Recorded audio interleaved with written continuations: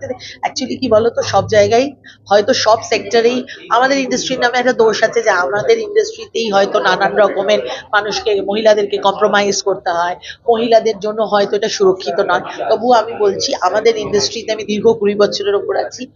আমাদের এখানে নো মানে কিন্তু নো, ইয়েস মানে ইয়েস। মানে আমাদের ইন্ডাস্ট্রিতে এরকম কখনো তুমি শুনবে না যে কাউকে জোর করে কোনো কিছু করা হয়েছে। এবং যে ক্ষেত্রে অসভ্যতম হয়েছে বা মহিলাদের অসম্মান হয়েছে, সেক্ষেত্রে কিন্তু সবাই একজোট হয়ে সেটাকে মানে প্রতিবাদ করার চেষ্টা করেছেন। আগামী দিনেও আমাদের ইন্ডাস্ট্রি সিনিয়ররা সেটাই করছেন। কিন্তু অন্য সেক্টরে আমরা তো বাইরে থেকে, কারণ সেখানে তো কোনো প্রচার নেই। তো সেই সেক্টরে মহিলা শুধু কেন বলবো, এখন তো সৎ মানুষের অবস্থান নিয়েই একটা, কি বলবো, একটা দ্বন্দ্ব চলে এসেছে।